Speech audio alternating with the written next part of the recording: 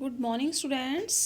आज हम पढ़ेंगे पाठ 18 पावन नदी गंगा। बच्चों, आपने गंगा नदी के बारे में सुन रखा होगा। हमारे भारत देश की सबसे बड़ी और सबसे पवित्र नदी मानी जाती है गंगा। हम वहाँ से गंगा का जल भी भर कर लाते हैं और अपना पूजन होता है उसमें, उस पानी को काम लेते हैं। तो आज हम इसको पढ़ेंगे। प्यारे बच्चों, हमारे देश में गंगा नदी का बहुत महत्व है। गंगा नदी का जल पवित्र माना जाता है, शुद्ध माना जाता है और पवित्र माना जाता है।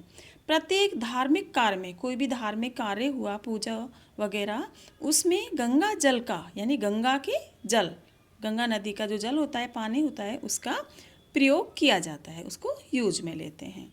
हिंदू धर्म को मानने वाले लोग मृत व्यक्तियों की अस्थियां गंगा में प्रवाहित करते हैं। हिंदू धर्म में जो लोग मृत हो जाते हैं, उनकी जो अस्थियां होती हैं यानी हड्डियां होती हैं, उनको गंगा नदी में प्रवाहित किया जाता है यानी उसमें डाला जाता है।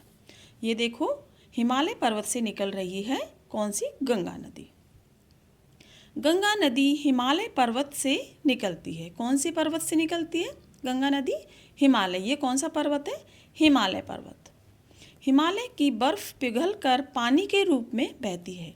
जो हिमालय पर्वत के ऊपर जो बर्फ है, ये बह कर के पानी के रूप में पिघलकर नीचे आती है और फिर ये बहुत सारा पानी हो जाता है और फिर ये बहने लग जाती है, ये नदी बन जाती है। हिमालय की बर्फ पिघलकर पानी के रूप में बहती है। फिर वो गंगा का आरंभ यानी शुरुआत कहाँ से होता है? गौमुख नामक स्थान से। यानी जो नीचे आकर के जो ये गौमुख नामक स्थान है, वहाँ से इसका आरंभ होता है, वहाँ से ये नदी बहना शुरू होती है।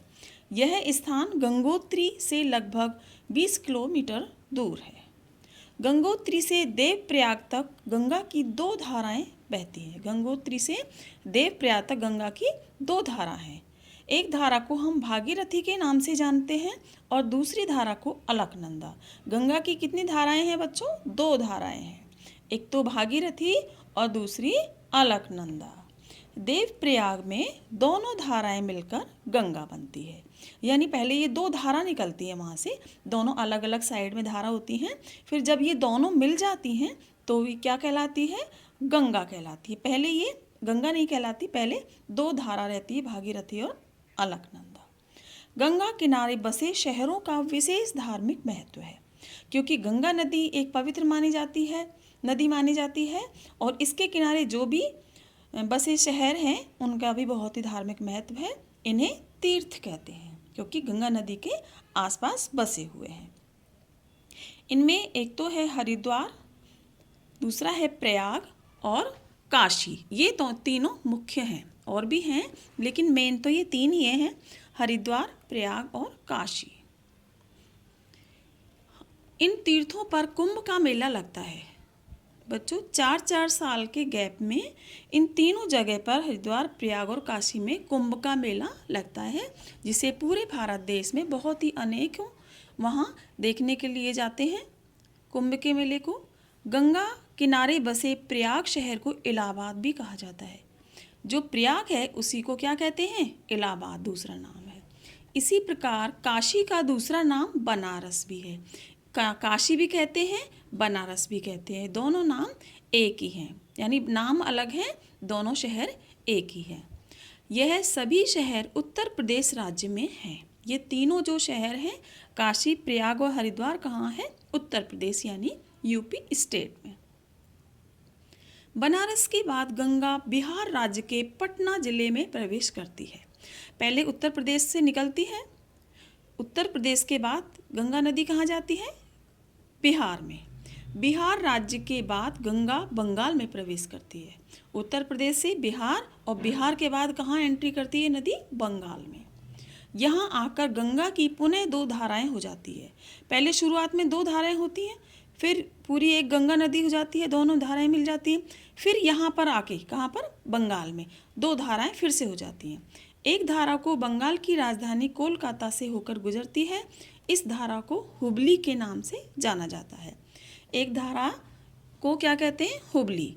भारत की बहुत बड़ी भूमि की सिंचाई गंगा के पानी से ही होती है। यानी भारत की बहुत बड़ी सिंचाई है, खेतों की जो सिंचाई होती है बहुत बड़े क्षेत्र में गंगा की नदी से ही होती है। गंगा किनारे बसे शहरों में, गंगा के किनारे जो भी शहर बसे हुए हैं उसमें पीने के लिए भी गंगा का पानी ही काम में लेते हैं। तो गंगा नदी के दो उपयोग हो गए, एक तो भूमि की सिंचाई के लिए और दूसरा गंगा के किनारे बसे शहरों में पानी पीने के लिए। उद्योग व कल कारखानों में गंगा के पानी का उपयोग होता है और जो फैक्ट्रियां होती हैं उसमें भी गंगा के पानी का यूज होता है, यानी उपयोग किया जाता है। गंगा नदी हमारे जीवन का हिस्सा बन चुकी है। इसके जल को स्वच्छ रखना प्रत्येक भारतवासी का कर्तव्य है। तो ये बच्चों पाठ है गंगा नदी का, इसको आप दोबारा से पढ़ना और समझना। हमारे देश की, भारत देश की प्रमुख नदी है गंगा, जो कि सबसे बड़ी है और ये एक पवित्र नदी मानी जाती है। हिंदू धर्म में इस नदी का बहुत ही महत्व है और इसके जल का भी बहुत ही धार्मिक स्थलों पर, धार्मिक कार्यक्रमों में, कामों में बहुत ही इसके जल का प्रयोग किया जाता है। ओके बच्चों, थैंक यू।